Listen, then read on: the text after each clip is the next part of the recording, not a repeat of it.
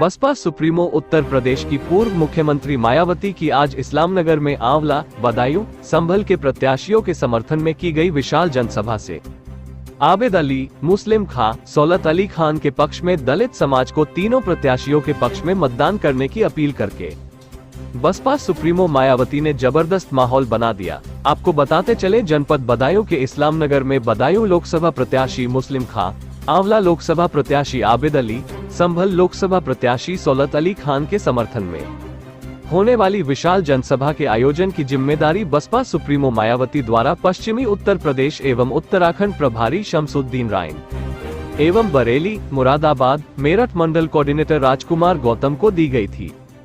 Baspa supremo Mayawati के आज हुए कार्यक्रम को सफल बनाने के लिए बसपा जिला उपाध्यक्ष तौफिक प्रधान के साथ बरेली, बदायूं व संभल जिला यूनिटों द्वारा लगातार 4 दिन से शमसुद्दीन राइन व राजकुमार गौतम के नेतृत्व में की गई जबरदस्त तैयारियों एवं आंवला, बदायूं व संभल में किए गए रात दिन जनसंपर्क एवं बसपा कार्यकर्ताओं की कड़ी मेहनत के बल पर आज बसपा सुप्रीमो मायावती की जबरदस्त सफल रैली आयोजित हुई। आंवला, बदायूं, संभल के प्रत्याशियों के समर्थन में बसपा सुप्रीमो मायावती ऐतिहासिक रैली को संबोधित करने के लिए इस्लामनगर पहुंची, जहां पर बसपा नेता तौफिक प्रधान ने बसपा सुप्रीमो मायावती को मुकुट भेंट कर चरण स्पर्श किए, जिस पर बसपा सुप्रीमो मायावती ने शमसुद्दीन राइन, राजकुमार गौतम के नेतृत्व में तौफिक प्रधान की मेहनत को सराहते हुए उन्हें आशीर्वाद दिया। बसपा जिला उपाध्यक्ष से मुकुट ग्रहण करने एवं आशीर्वाद देने के बाद सभा स्थल पर उमड़े जन सैलाब को संबोधित करते हुए बसपा सुप्रीमो मायावती ने कहा, बदायूं से मुस्तकीम मंसूरी की रिपोर्ट। जनसभा में इकट्ठा हुए पार्टी के सभी छोटे बड़े पदाधिकारी एवं कार्यकर्ता हैं। आज आप लोग देश में मैं यहाँ आपसे उत्तर प्रदेश स्टेट के लिए लोकसभा के लिए हो रहे आम चुनाव में अपनी पार्टी के उम्मीदवारों के समर्थन में मुझे सुनने के लिए यहाँ भारी संख्या में इकट्ठा हुए हैं, तो उसके लिए मैं आप सभी लोगों का हार्दिक दिल से आभार प्रकट करती हूँ। वैसे आप लोगों को ये मालूम है कि हमारी पार्टी कांग्रेस, बीजेपी या अन्य किसी भी विरोधी पार्टी तथा गठबंधन आदि के साथ मिलकर नहीं, बल्कि अकेले ही अपनी पार्टी के बलबूते पर पूरी तैयारी व दमदारी के साथ ये चुनाव लड़ रही है। इसके साथ ही हमने टिकट बंटवारे के मामले में भी सब समाज के लोगों को उचित भागीदारी दी, जिनको कामयाब बनाने के लिए अपनी पार्टी के लोग पूरे जी जान से लगे। और इस संबंध में जैसे आप लोगों को ये मालूम है, दूसरी पार्टियों के बारे में ये मालूम है, खासकर समाजवादी पार्टी के बारे में ये मालूम है कि जब पार्लियामेंट और असेंबली का चुनाव होता है तो समाजवादी पार्टी का रवैया टिकट देने के मामले में किस प्रकार का होता है, ये हिंदू भी जानते हैं और मुस्लिम समाज के लोग भी जानते हैं। और ज़्यादातर देखने में ये आया है कि जहाँ पर मुस्लिम आबादी ज़्यादा होती है, जिस क्षेत्र में मुस्लिम आबादी ज़्यादा होती है और हिंदुओं की आबादी कम होती है, तो वहाँ पर समाजवादी पार्टी हिंदू को टिकट देती है, और जहाँ पर हिंदू आबादी ज़्यादा है, मुस्लिम आबादी कम है, वहाँ पर मुस्लिम समाज को टिकट देती है। ये है चरित्र समाजवादी पार्टी। आपका चाहिए बदायूं है या आंवला है, तो बदायूं में तो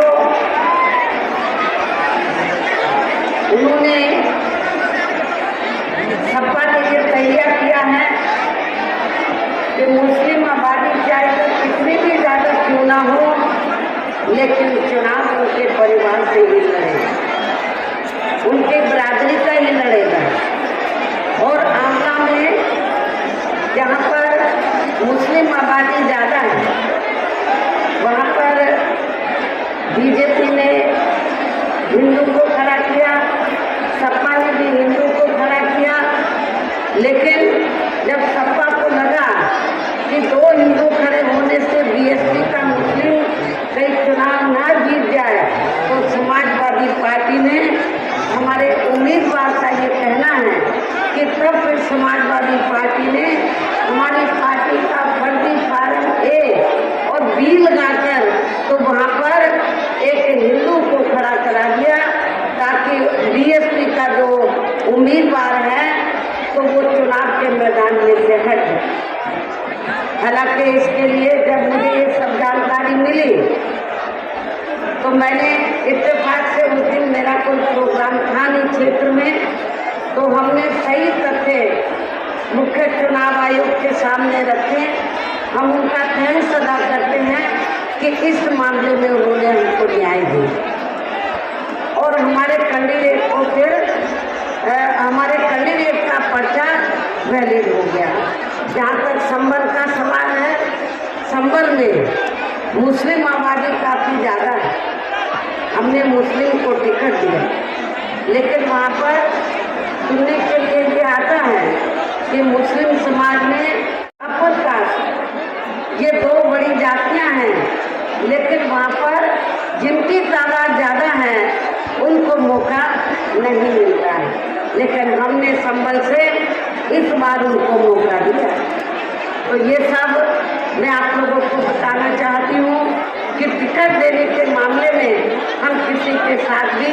पक्षपात नहीं करते हैं। जिसकी जो भी भागीदारी बनती है हम उनको देते हैं। हालांकि आज यहाँ आपकी इकट्ठा हुई अपार भीड़, वह भीड़ के जबरदस्त जोश को भी देखकर अब मुझे भी ये काफ़ी हद तक भरोसा हो गया है कि पिछली बार की तरह इस बार भी आप लोग अपने प्रदेश से या लोकसभा चुनाव में अपनी पार्टी का बेहतर रिजल्ट जरूर लाएंगे। इसके लिए अब मैं आप लोगों का ध्यान कुछ जरूरी बातों की तरफ दिलाना चाहती हूँ और इस संबंध में विशेषकर मैं कांग्रेस, बीजेपी व इनके अन्य सभी सहयोगी दलों के बारे में ये कहना चाहूँगी कि आज़ादी के बाद शुरू में केंद्र व देश के काफ़ी राज्यों में भी ज़्यादातर सत्ता जहाँ कांग्रेस पार्टी के हाथों में ही केंद्रित रही है, किंतु इनकी अधिकांश मामलों में रही गलत नीतियों एवं गलत कार्य प्रणाली आदि की वजह से ही फिर इस पार्टी को केंद्र व काफ़ी राज्यों की भी सत्ता से बाहर होना पड़ा है तथा यही स्थिति इनकी सहयोगी पार्टियों की भी बनी रही है। इतना ही नहीं बल्कि इनकी सरकारों में दलित व पिछड़े वर्गों की तथा इनके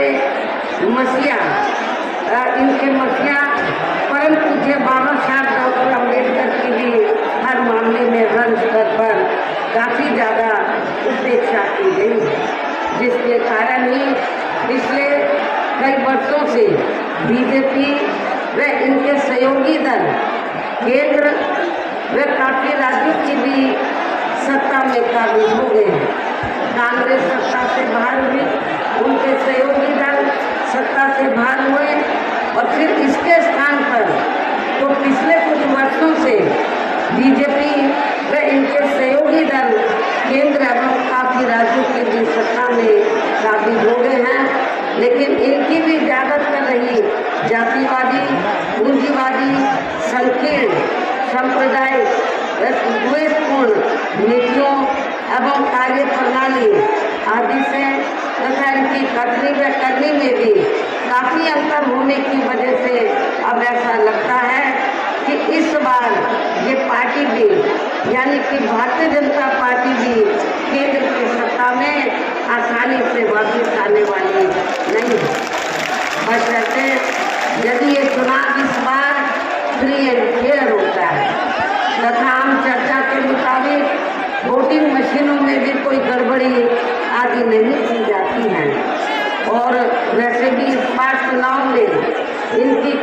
पुरानी एवं नई चल रही नाटकबाजी, जुमलेबाजी या गारंटी आदि काम में आने वाली नहीं। इनकी नई नई आदि गारंटी आप लोगों के सामने आ रही है, ये सब काम में आने वाली नहीं, क्योंकि अब देश की जनता काफ़ी हद तक इस बात को समझ चुकी है कि इनकी पार्टी ने अब तक देश के विशेषकर गरीबों, कमजोर तबकों, मध्यम वर्गीय एवं मेहनतकश लोगों को जो इन्हें अच्छे दिन दिखाने के असंख्य प्रलोभन भरे वायदे किए हैं तथा इन लोगों को अनेकों हवाई व खाद्य गारंटी आदि दी गई है, तो इनका जमीनी हकीकत में अभी तक इन्होंने लगभग 1/4 हिस्सा भी कार्य पूरा नहीं किया, बल्कि इसके स्थान पर इनका ज़्यादातर समय व ताकत भी यह इनके अपने चहेते रहे बड़े बड़े पूंजीपतियों एवं धन्ना सेठों को ही ज़्यादा से ज़्यादा मालामाल व धनवान आदि बनाने में तथा उन्हें हर स्तर पर छूट देने में